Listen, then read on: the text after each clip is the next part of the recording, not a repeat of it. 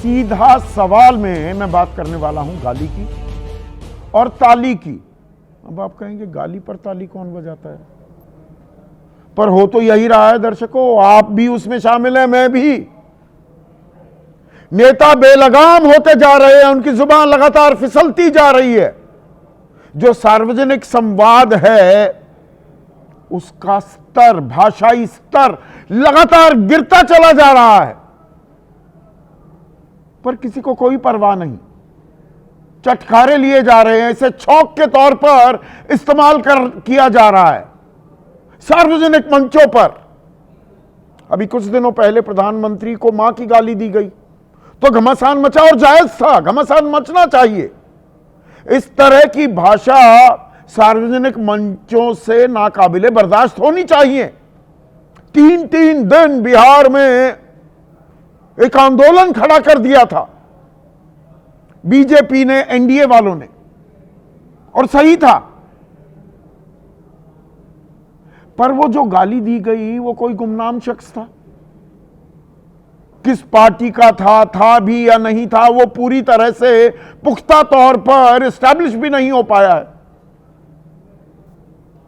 कि इस बीच सूबे के मुख्यमंत्री नीतीश कुमार, उनकी जुबान फिसली, और फिसली भी ऐसी कि ससुरा शब्द कह दिया।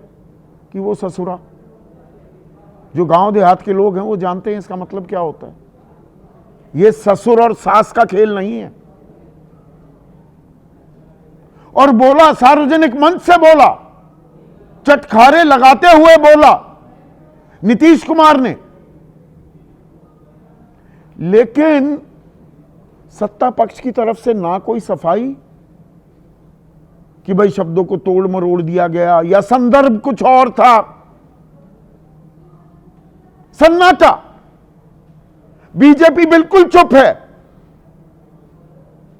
तो प्रधानमंत्री को गाली देना अपमान, नीतीश किसी को ससुरा कह के संबोधित करें, और वो लालू प्रसाद यादव को कर रहे थे,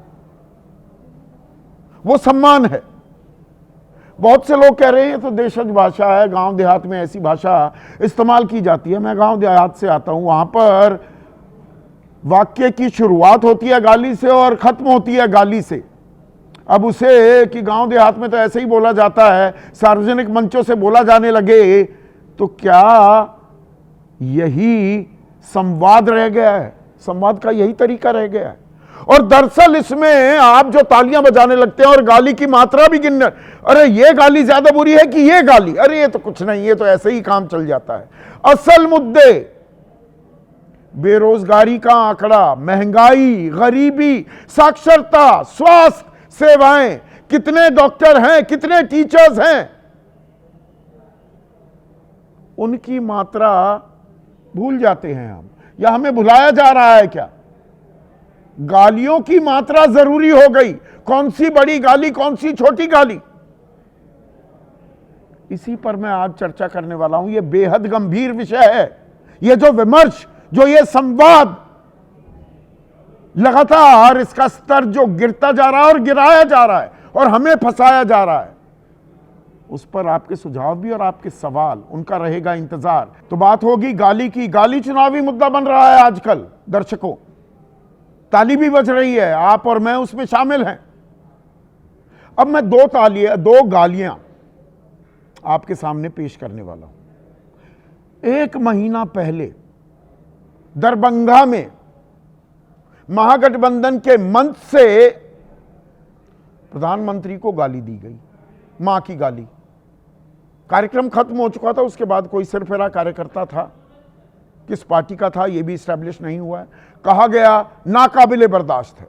इस तरह सार्वजनिक मंचों पर गाली की कोई जगह नहीं है, इसमें मेरे मन में कोई शक व शुबा नहीं है।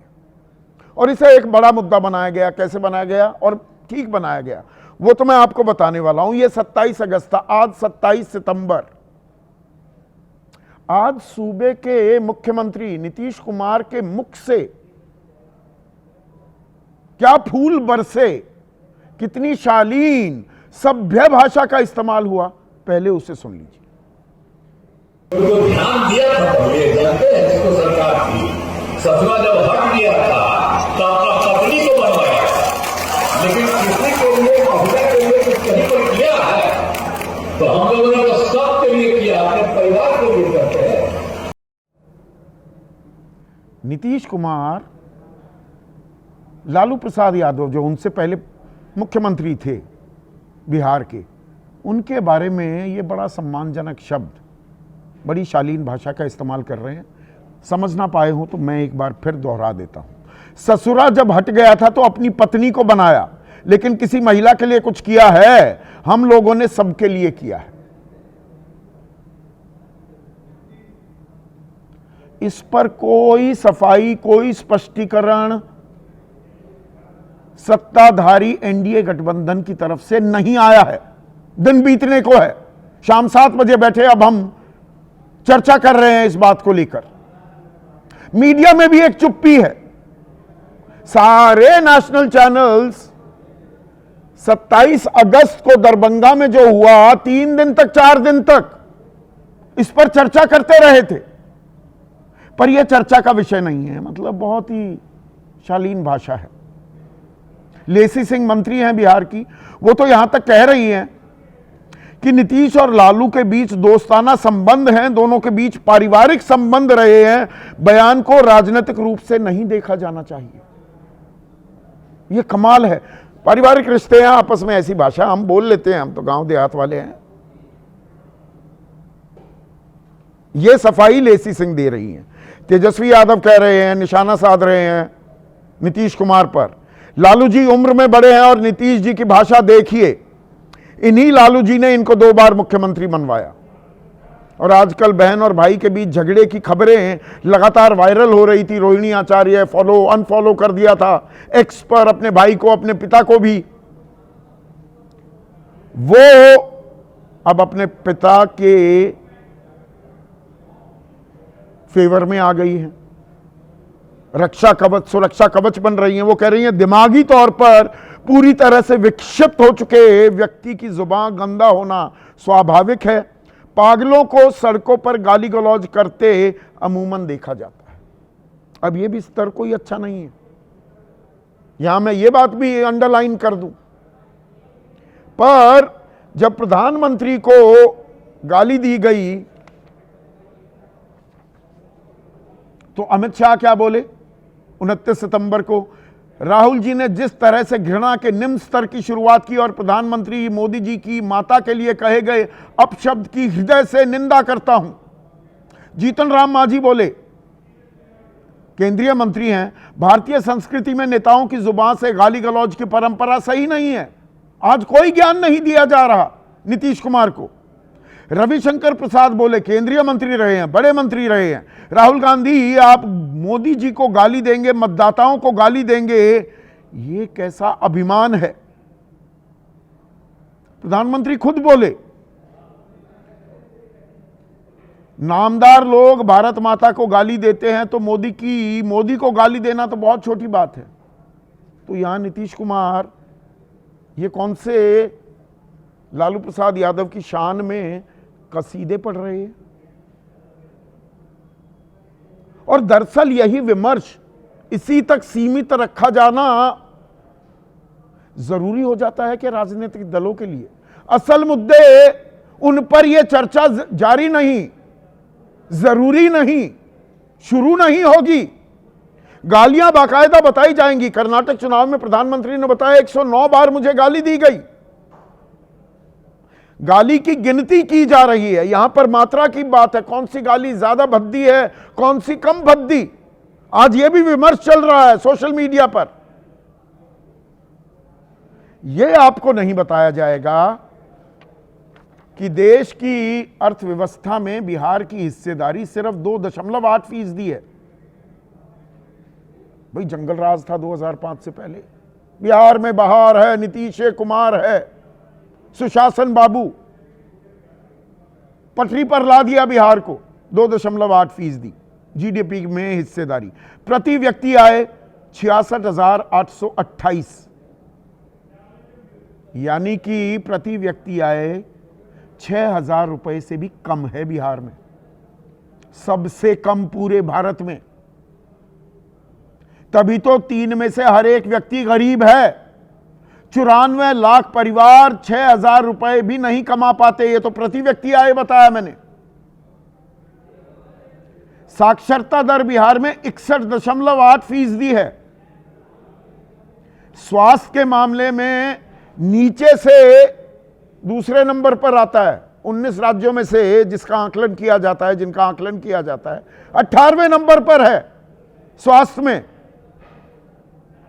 इतने उद्योग लग गए बिहार में, पूरे बिहार में 3,307 उद्योग हैं जिसमें एमएसएमई भी शामिल हैं। और निवेश तो इतना आया है कि भाई पता ही नहीं पैसे कहां रखें। सरकार वो पैसा संभाल ही नहीं पा रही है। 1,650 करोड़ की भारी भरकम रकम निवेश के तौर पर पिछले 6 साल में आई है।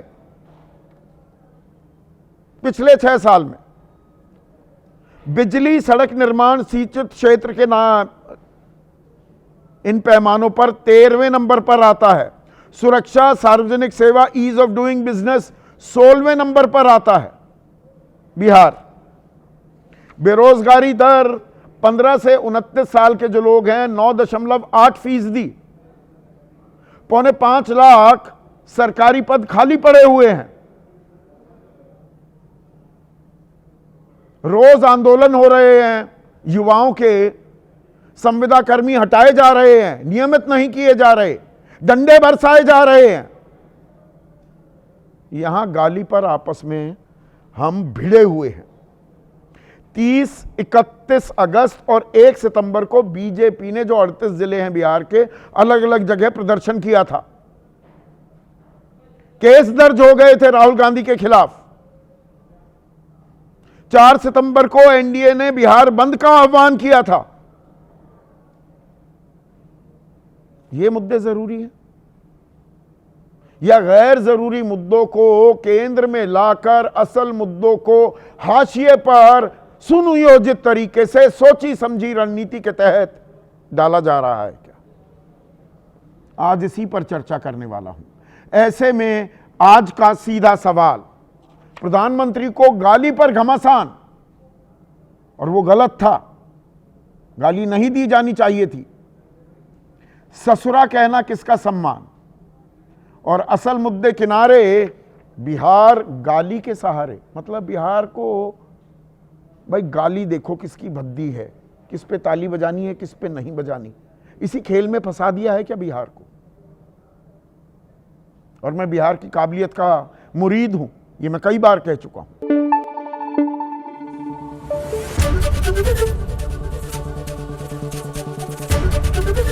एबीपी न्यूज आपको रखे आगे।